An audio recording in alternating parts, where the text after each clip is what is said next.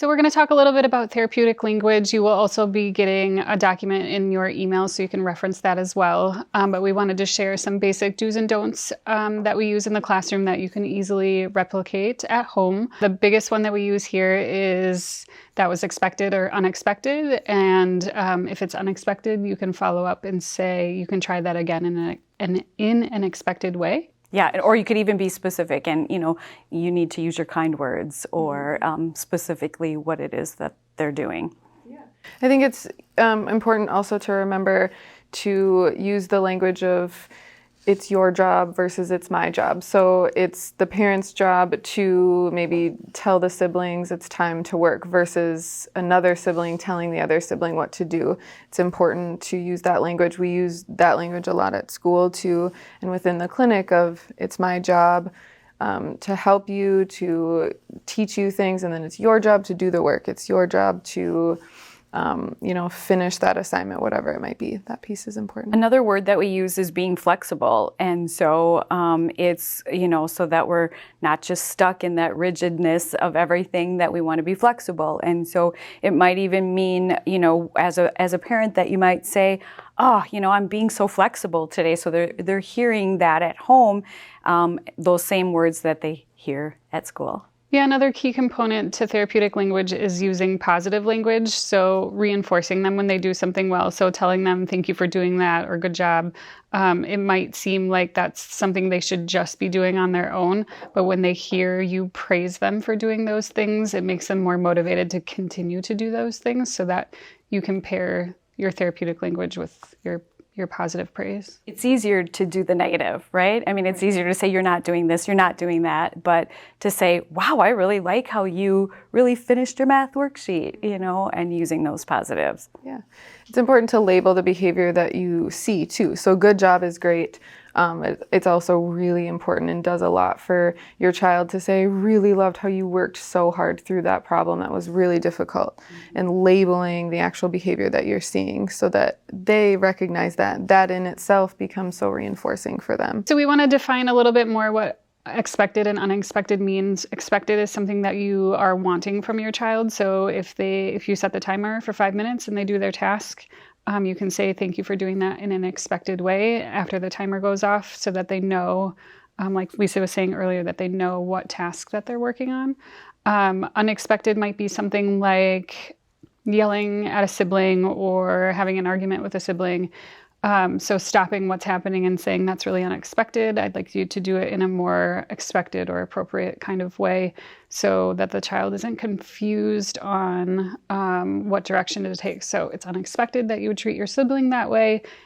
A more expected way to talk to your sibling would be asking a question or whatever the situation might be. And I think at home, you just want to be careful that you're not overusing all of these words, so that you're making them important and not over and meaningful, and not overusing them.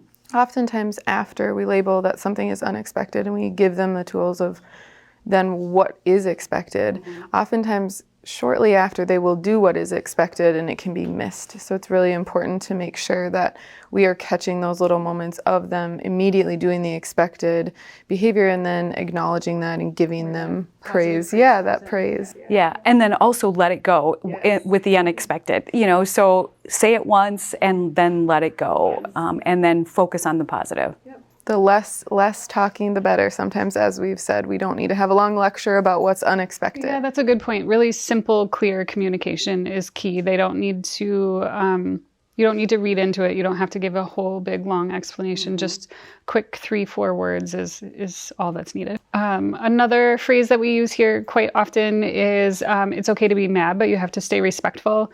We want to validate their feelings, and them being mad is the feeling that they're experiencing, and so we want to validate that. But that doesn't mean they get to name call or swear or treat you disrespectfully. So it's a good reminder, especially for the high school students, to remind them to be respectful. So it's okay to, if your student, makes a mistake, to say, it's okay that you made a mistake, as long as you did your best.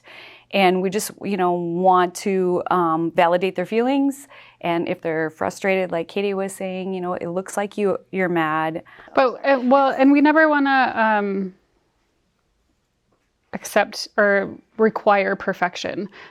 So mistakes are okay. We make mistakes all day long as adults, so we can't expect our kids to do everything at 100% all of the time. That's just an unrealistic expectation. Yeah.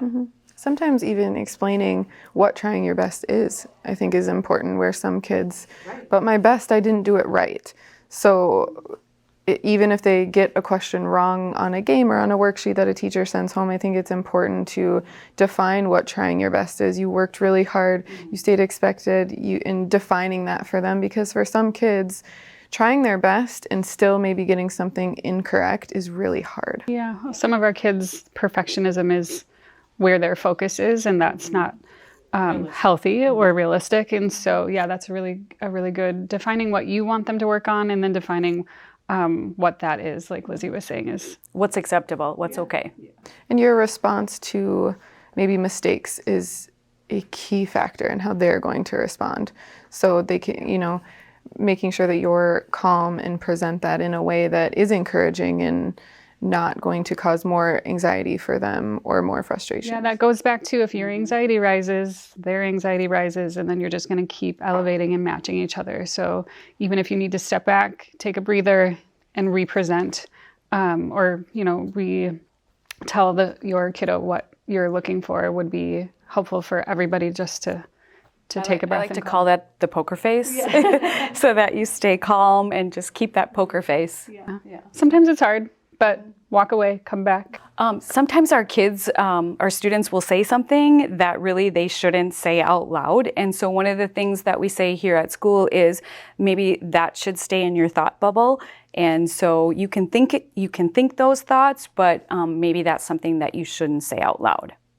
Along with thoughts too is our physical being. So we say here a lot, like personal space. So if they're getting in sibling spaces or in yours or grandparent spaces, personal space, they all know what that means. And so I keep doing this because it's around, yes, your personal bubble, so that they're aware that they're too close. With anyone, there's differing opinions. I think the difference with our kiddos is sometimes they get stuck on that perspective, or maybe not understanding a different perspective. And so sometimes here at school, we'll say, my mind thought is whatever it might be, and then your mind thought is, and then whatever it might be, and then discussing that difference is really important, or knowing that you don't share that same thought, and having a discussion about what that thought might be and why it's different.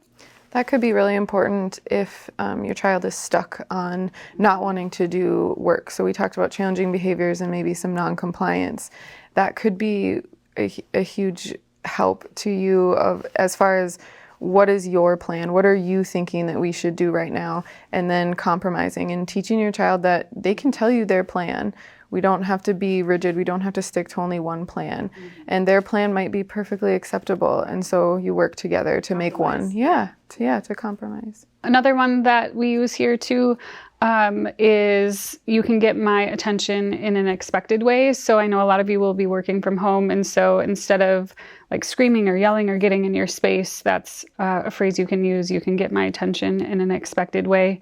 And you may have to define that because they're used to doing that with teachers. And so maybe it's coming upstairs and saying, Mom, I need your help, or something like that. But making sure that they do it in an expected way so that it doesn't create a challenging behavior or something like that. Yeah, and that just kind of reminds me of, let's say your student is across the room and hollering your name and you keep responding. So then you're going to see your student keep doing that. So you want to be kind of aware of how you as the parents are responding to your children. So if you don't want them hollering across the room, then it's a term called extinction, and so you may want to ignore that a little bit, and so that you're not reinforcing them hollering. And I think before you ignore too, it's important to teach them, as you said, what to do, how to get my attention appropriately. And then we go into that step of now we're going to teach them in the moment. We're not going to have them be reinforced in the appropriate way of running up to you when you're on the phone or whatever it might be. It's important to teach them first how to get your attention.